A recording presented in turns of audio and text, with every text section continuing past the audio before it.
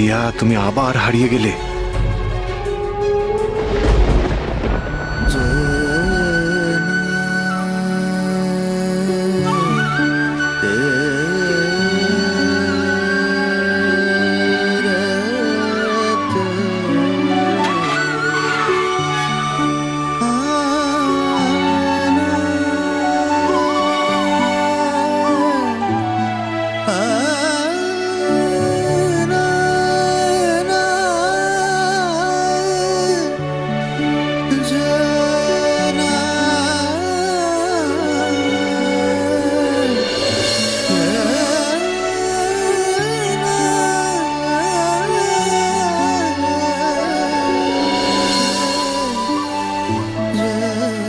দিয়া, তার মানে তুমি জানো আমি আসবো? তুমি দিদি স্যার, দিদি তোমার কাছে ব্যাডমিন্টন শেখে? তুমি দিয়ার ভাই? তোমার দিদি কোথায়? বাড়ির সবাই দিদিকে নিয়ে বিয়ে বাড়ি চলে গেছে। চলে গেছে? হ্যাঁ স্যার, আমি জায়গাটা চিনি না, কিন্তু নাম জানি। জানো স্যার, দিদি ব্যাডমিন্টন খেলতে কত ভালোবাসে, কিন্তু দিদি যাতে না খেলতে পারে তার জন্য ওরা জোর করে আমার দিদিকে বিয়ে দিয়ে দিচ্ছে। জোর করে বিয়ে দিচ্ছে? এতদিন ধরে দিদি বাবাকে লুকিয়ে ব্যাডমিন্টন খেলতো, বাবা সব জেনে ফেলেছে। আর তার জন্যই তো আমরা মাইথন থেকে কলকাতায় চলে এসেছি, তুমি জানো না? ও প্রাইজ নেবে না, ও চ্যাম্পিয়ন হবে না, চ্যাম্পিয়ন আপনার মেয়েই হবে। আপনি শুধু দয়া করে স্যার আমার চাকরিটা খেয়ে দেবেন না। স্যার, হ্যাঁ? দিদি যে কলকাতায় এসে ব্যাডমিন্টন খেলছে সে কথাটাও বাবা জেনে ফেলেছে, তাই বাবা জোর করে দিদিকে বিয়ে দিয়ে দিচ্ছে। মা বলেছিল মেয়েটাকে জলে ফেলে দিচ্ছ, এমন একটা পাত্র ঠিক করেছো দিয়ার জন্য। তুমি বাবা না কসাই? খুব কাঁদছিল স্যার, খুব কাঁদছিল।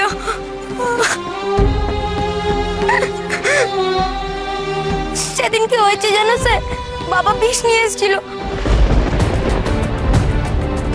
বাবা আমাদের সবাইকে বলেছিল তোমরা সবাই বিষ খেয়ে মরে যাও। দিয়া যদি ব্যাডমিন্টন খেলে তাহলে আমার চাকরি চলে যাবে, আর আমাদের সবাইকে পথে বসতে হবে। তার থেকে বরং আমরা বিষ খেয়ে মরে যাই।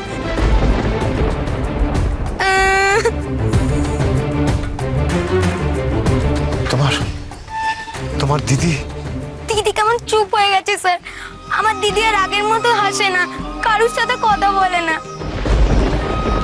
দিদির ব্যাডমিন্টনের র্যাকেটটা ট্রাঙ্কের মধ্যে তালা চাবি দিয়ে রেখে দিয়েছে। রোজ বজরংবলীর কাছে কাঁদে, কাউকে কিচ্ছু বলেনি, তোমাকেও কিছু বলেনি, কিন্তু ও শুধু আমাকে বলেছিল অনি তুই থাক, স্যার ঠিক আসবে, স্যার ঠিক আসবে আমাকে বাঁচাতে। আমি আসবোই দিয়া, আমাকে যে আসতেই হবে। দিদির বিয়েটা ঠিক হচ্ছে না স্যার, তুমি যেভাবেই হোক আমার দিদিকে বাঁচাও, তুমি যেভাবেই হোক আমার দিদিকে বাঁচাও স্যার। তোমার দিদি কোথায়? তুমি জানো তোমার দিদি কোথায়? ওরা হঠাৎ করে সকালবেলা এসে বিয়ে বাড়িটা পাল্টে দিল, বললো বিয়েটা এই বাড়ি থেকে হবে না, অন্য কোনো বাড়ির থেকে হবে, আর বাড়ির সবাইকে নিয়ে সেই বাড়িতে চলে গেল। তুমি চেনো বাড়িটা? তুমি জানো বাড়িটা কোথায়? না স্যার, আমি চিনি না, কিন্তু আমি শুধু এইটুকুনি জানি বিয়েটা যদি হয়ে যায় দিদি মরে যাবে স্যার, দিদি মরে যাবে। আপনি যেভাবেই হোক ওকে বাঁচান স্যার, যেভাবেই হোক।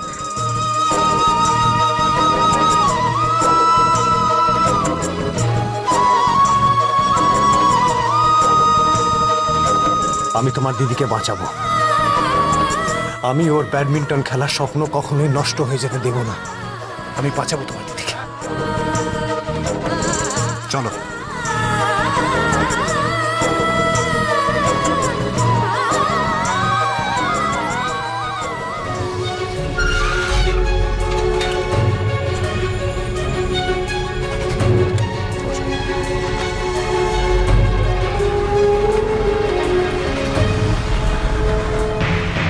আর্য কোনো রকম ভাবে খবর পায়নি তো?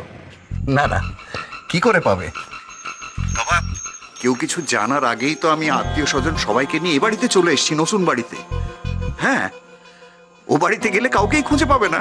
ঠিক আছে, তবুও কেয়ারফুল থাকবেন ব্যাপারটা নিয়ে। Don't you worry please, everything is under control as I said. আমি মেয়েকেও বলে দিয়েছি সময় মতো পৌঁছে যাবে খেলার জন্য। আপনি কিন্তু খেলার ব্যাপারটা একটু নিজে দেখে নেবেন প্লিজ। আর খেলা, খেলোয়াড়ই তো এখন বিয়েতে ব্যস্ত। আপনি যদি মেয়েটাকে বিয়েতে ব্যস্ত রাখতে পারেন তাহলে তো আর খেলার কোনো প্রশ্নই আসছে না। আমি জাস্ট হাফ অ্যান আওয়ার দেখে ওয়াক ওভার দিয়ে দেবো। Thank you so very much. হ্যাঁ হ্যাঁ, ঠিক আছে, আমি এখন ফোন রাখছি। কোনো রকম কোনো খবর দেওয়ার থাকলে আমাকে সঙ্গে সঙ্গে ইনফর্ম করবেন। ওকে, বাই।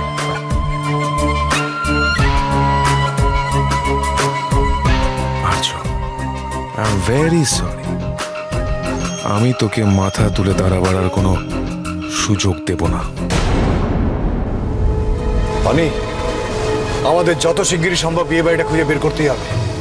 আচ্ছা, তুমি কি জানো যে তোমার বাবার অফিসের বস এই বাড়ি বদলের সাথে কোনোভাবে যুক্ত কিনা? হ্যাঁ স্যার, উনি তো বাবাকে জোর করছিলেন, কিন্তু মা একদম মানতে চাইছিল না। কিন্তু বাবা মাকে জোর করে বলল, স্যার যে বাড়িটা ঠিক করেছে আমাদের সবাইকে ওই বাড়িতেই যেতে হবে বলে বাবা সবাইকে নিয়ে চলে গেল। তার মানে এই বাড়ি বদলের প্ল্যানটা ওই লোকটার। মেয়েটির বিয়ে হচ্ছে। প্রণবেশ হ্যাঁ, প্রণবেশ মানে মেয়েটির বাবা আমার কাছে এসে কনফার্ম করে গেছে। আমি যা ভেবেছি তাহলে তাই। ভদ্রলোক কাল ফোনে মায়াঙ্কের সঙ্গে কথা বলছিলেন। দিয়া যাতে খেলতে না পারে সেই জন্য রাতারাতি অন্য জায়গায় বিয়ের ভেন্যুটা বদল করে ফেলল।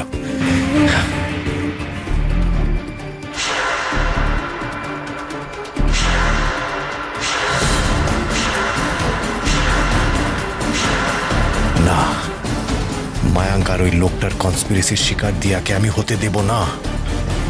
যেমন করেই হোক এই বিয়েটা আমি বন্ধ করব।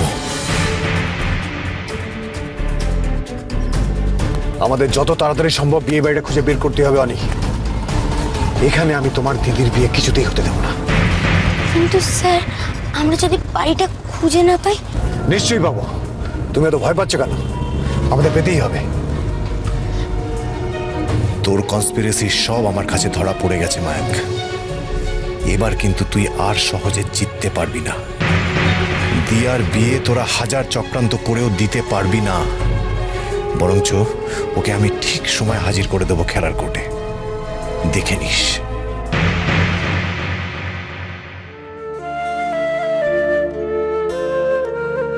আমরা রেডি। কি হলো রে, এখনো হয়নি? ওদিকে বড় আসার সময় হয়ে গেল তো। এই তো পিসিমণি, এক্ষুনি হয়ে যাবে। আমাদের দিয়ারানি যা সুন্দরী, মুখখানা দেখেছো? একেবারে লক্ষ্মী প্রতিমার মতো। বেশি সাজানোর দরকারই নেই, শুধু একটা কলকা হলেই হয়ে যাবে। সে তুমি যা করার করো বাপু। মোট কথা হলো আমাদের হাতে কিন্তু আর সময় নেই। যে কোনো মুহূর্তে বর চলে আসবে, তাড়াহুড়ো লেগে যাবে। আমরা জুত করে কিছু করতেই পারবো না তখন। ও শোন বাবু, এই গয়নাগাটি কিন্তু গুনে গুনে সব দিয়াকে পরাবি, কেমন? কারণ বাইরের লোকজন আছে তো, কোনটা এদিক থেকে ওদিক হয়ে যায়, মুশকিল হবে কিন্তু। হ্যাঁ হ্যাঁ, তোমরা কিছু চিন্তা করো না পিসিমণি, আমি আছি, মৌ আছে, আমরা সবাই সব সাবধানে রাখবো। এই শোন না, বলছি ওদিকে অনেক কাজ পড়ে আছে, আমরা ওদিকে যাই, তোরা একটু সামলা। হ্যাঁ হ্যাঁ হ্যাঁ, তোমরা যাও। চল চল, ওদিকে যাই, চল তাড়াতাড়ি চল। হ্যাঁ হ্যাঁ, চল চল। এখনো কি স্যার ও বাড়িতে আসেননি? ওখানে এলেই তো অয়ন স্যারকে নিয়ে বাড়িতে চলে আসবে। তাহলে কি স্যার আসবেন না? এই বিয়েটাকে শেষ পর্যন্ত আমাকে করতেই হবে।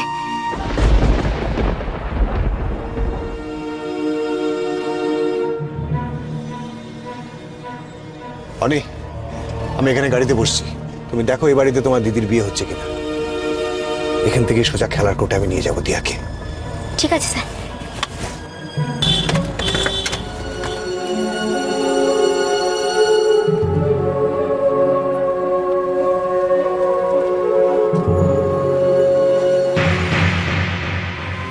হে বাজানবেলি, তুমি কিছু একটা করো। স্যারকে তুমি যেমন করে হোক এখানে এনে দাও। স্যার না এলে যে এই বিয়েটা থেকে আমি উদ্ধার পাবো না। হে বাজানবেলি, তুমি কিছু একটা করো। মুখটা বারবার ওই দিকে ঘুরিয়ে নিচ্ছিস কেন? দেখছিস তো আমাকে কিরকম সবাই তারা দেখছে। একটু শান্ত মেয়ের মতো বস না বাবা।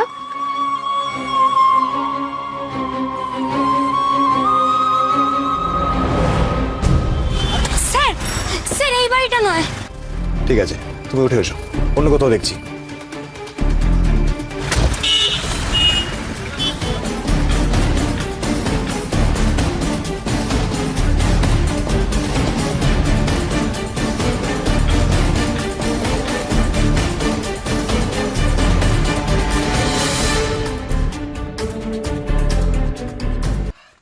স্যার আসুন, কি সৌভাগ্য আমার।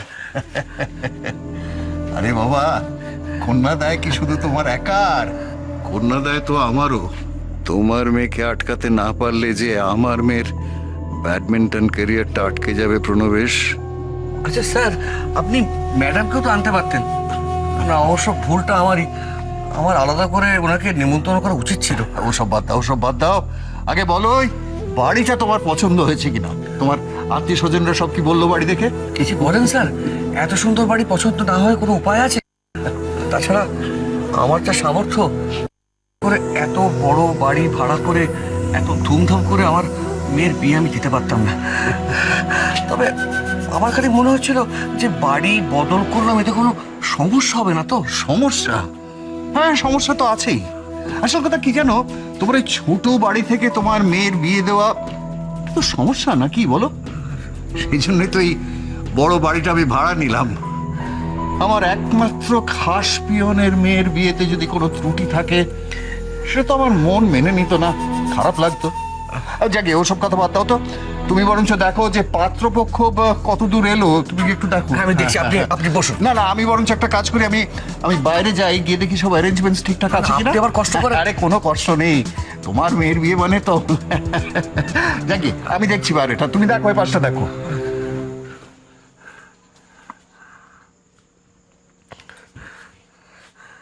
কোথায় যে চাইছে এটা? এই প্রণব, তোকে আমি খুঁজছিলাম, তুই অনেককে কোথাও দেখেছিস? আরে ওকে কোথাও খুঁজে পাওয়া যাচ্ছে না। না না, দুগুর বাবা কোনো বাচ্চাদের সঙ্গে তো খেলছে, তুমি একদম চিন্তা করো না। কি আশ্চর্য, অত ক্যাজুয়ালি নিস না ব্যাপারটাকে। আমি সারা বাড়ি তন্ন তন্ন করে খুঁজেছি, ওর বন্ধু বান্ধবদের সব জিজ্ঞেস করলাম, কেউ কেউ জানে না ওর খোঁজ, ও কোথায় আছে। বলছো আটক? তার মানে আমার ছেলেটা গেল কোথায়? অনেক তুমি না বলছিলে তুমি তোমার বাবার যেটুকু আলোচনা করতে শুনেছিলে, তবু মনে করতে পারছো না জায়গাটা কোথায়? না স্যার, ভাবো না, একটু মনে করার চেষ্টা করো। অনেক না স্যার, আমার তাও মনে পড়ছে না।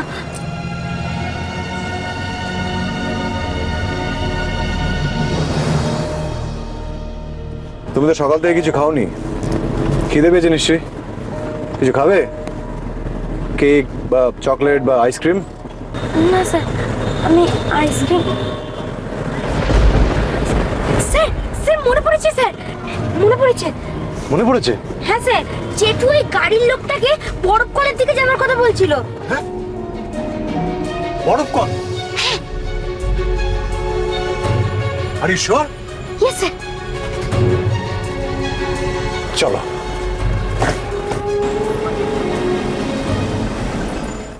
তুই কি করে এখনো ধৈর্য ধরে বসে আছিস দিয়া? আমি হলে তো এতক্ষণ ছটপট করতে করতে মরেই যেতাম। তোর আর্য স্যার মনে হচ্ছে আর এলেনি না।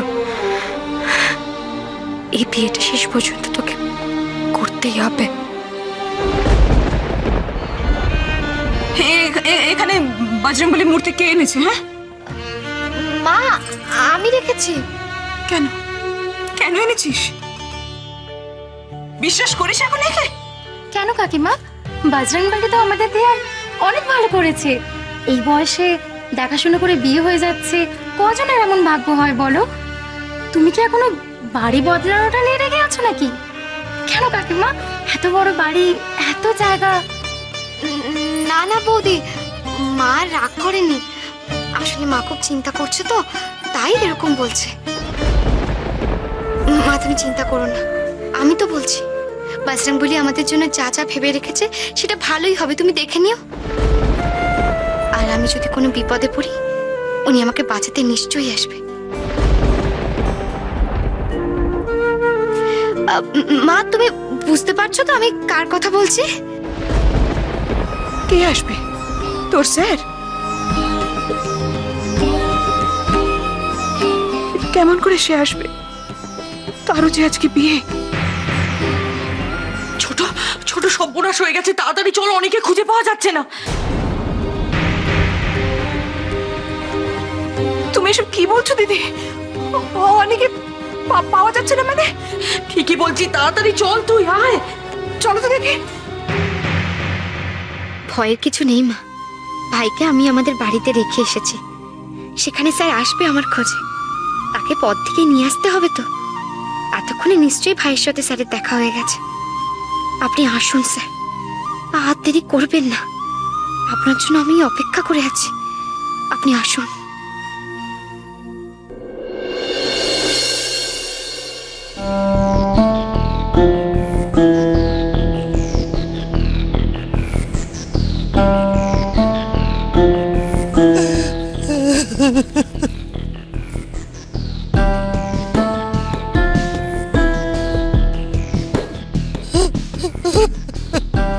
কেঁদো না বৌমা, কেঁদো না, কেঁদো না, সব ঠিক হয়ে যাবে। দেখো কি হলো, ফোন ধরছে না তোমার আর্যদা? রিং হয়ে যাচ্ছে তো, কিন্তু ধরছে না। সেটাই তো বড় ভাইয়ের স্টাইল, পকেটে একটা ফোন রাখতে হয়, রেখে দেয় ব্যাস। কেউ ফোন করলে যে ফোনটা রিসিভ করতে হয়, আর না করলে যে ফোনটা করছে সে যে অরিড হয়, সে আক্কেলটুকু তো নেই। আর এখন তো আরো বিশেষ করে ফোন ধরবেই না, কারণ এটা ওর বিয়ের পিড়িতে বসার সময়। তোমার ছেলে এলো না মাধবী? হ্যাঁ, আশ্চর্য, সে এলো না। বাবার মান সম্মান সব ডুবিয়ে দিয়েছে, খুব আনন্দ পাচ্ছে, খুব খুব ভালো হলো ব্যাপারটা, খুব, তাই না? বাবা বাবা বাবা, তুমি এত উত্তেজিত হও না প্লিজ বাবা, এখন তো আর কিছু করার নেই। ও তো ফোনটাও ধরছে না, কি করবো বলো? ফোন ধরেই বা কি লাভ? এখন যদি ও ফিরেও আসে, তাহলে কি আমরা সমস্ত ব্যাপারটা স্মুথলি ম্যানেজ করতে পারবো? আচ্ছা, তুমি কি ভাবো যে তৃণার বাবা মার সামান্য সেলফ রেসপেক্টটুকু নেই নাকি? তৃণার বাবা মা এই আশীর্বাদের দিন থেকে সমস্ত ব্যাপারটা লক্ষ্য করছেন। আর যদি ওনারা জানতে পারেন যে আর্য বিয়ের দিন বাড়ি থেকে বেরিয়ে চলে গেছে, তার খোঁজ পাওয়া যাচ্ছে না, তাহলে ওরা কি মনে করবেন? এটাই মনে করবেন না যে আর্য এই বিয়েটাতে অনিচ্ছা প্রকাশ করছে, তার এক্সপ্রেশনটা ফুটে উঠেছে, এরা ওরা বুঝতে পারবেন। শান্ত ছেলে হয়ে বাপের সঙ্গে এইরকম ব্যবহার করতে পারে, আমি তো কল্পনাও করতে পারিনি। তুমি এ সমস্ত কিছুর জন্য দায়ী Madhabi. You are the only person responsible for whole thing. আশ্চর্য, ছেলেকে সারা জীবনে এতটুকুর জন্য সামলাতে পারলে না। ওই জন্যে আমি এসে থেকে পই পই করে বলছি, একটু রাস্তা টেনে ধরো, রাস্তা টেনে ধরো। কোথায় কি ছেলে চোখের উপর দিয়ে গটগট করে বেরিয়ে চলে গেল, আর এখন বসে বসে কাঁদা হচ্ছে। ওই মেয়েটার বাড়ির ঠিকানা আমাকে দাও, আমি নিজে যাবো, গিয়ে হিড় করে টেনে নিয়ে আসবো বড় দাদু ভাইকে। দাও। আমি জানি না, আমি ঠিকানা জানি না, জানি না। বাহ, খুব ভালো মা, এরপর কিন্তু তুমি তৃণাকে ফেস করবে মা, এই আমি বলে দিলাম। আমি কি করব? আমি এখন কি করব? আপনি বলে দিন, আমি কি করব? কোথাকার কোন একটা মেয়ে এসে আমার আর্যকে আমার কাছ থেকে কেড়ে নিয়ে গেল। এখন আমি কি করব? তুই কি করলি আর্য? আমাকে কথা দিয়েছি, কথা তুই রাখতে পারলি না। আমি কি করব এখন? আমি কি করব মা, বলে দিন, কি করব? অদ্ভুত ব্যাপার, সারাদিন যে তোমরা কি করো ভগবান জানে। একটা বাচ্চা ছেলেকে চোখে চোখে রাখতে পারো না? কি কি কিসের এত ব্যস্ততা তোমাদের? আপনি শুধু শুধু দিদিকে বকাবকি করছেন দাদা। দিদির তো কোনো দোষ নেই, যে মানুষটা সব থেকে বেশি তাড়াহুড়ো করেছে তাকে বলুন না, দোষ তো তার। একটু যে খেয়াল রাখবো ছেলেটা দেখে, সেটুকুনি সুযোগ পেলাম না। অচেনা অজানা শহর, কিচ্ছু চেনে না, একা একা চিনে আসবে কি করে বলুন তো? কি হলো বৌদি? তুমি একটু বসো, আমি আসছি। আরে না দিয়ে শোন শোন, এই কলকাতা শেষ করি। না না শোন, আরে তুমি একটু বসো না, আমি আসছি। আরে আমি আসছি। মনি, কান্নাকাটি বন্ধ কর। সেটা বলে আমি আর দাদা বেরোচ্ছি, সেটা বলে ওখানে একবার যাবো, গিয়ে দেখি ওখানে ঠেলে এলাম কিনা। চল। তোমাদের যেতে হবে না কোথাও। কি বলছিস কি দিয়া? যাবো না মানে? আরে তোর ভাইকে খুঁজে পাওয়া যাচ্ছে না। অয়নকে পাবে কি করে? আমি তোকে টিপের পাতা, হ্যাঁ টিপের পাতা কিনতে পাঠিয়েছিলাম। আসলে মৌদি আমার জন্য যে টিপের পাতাটা কিনে এনেছিল ওটাই বেনার সাথে একদম ম্যাচ করছিল না, তার জন্য তোকে আমার দোকানে পাঠালাম। না তোমার মনে নেই অয়নকে পাঠালাম তখন টিপের পাতা কিনতে? হ্যাঁ হ্যাঁ, ওই তো টিপের পাতাটা কিনতেই পাঠিয়েছিলাম, তুমি না ভুলেই গেছো। হ্যাঁ সেই তো দাদা, ভুলে গেছিলাম। আমি অয়নকে দোকানে পাঠিয়েছি। ঠিক বলেছে। কি করবো বলুন, সবকিছু এমন হচ্ছে, কিছু কি মনে আছে? চাই শুধু ভুলে বসে নেই, ভুলে গিয়ে নিজে দুশ্চিন্তা করছো আর আমাদেরকে দুশ্চিন্তার মধ্যে ফেলছো। তোমরা কেউ আর কোনো চিন্তা করো না বাবা, অনেক একটু বাদেই ফিরে আসবে।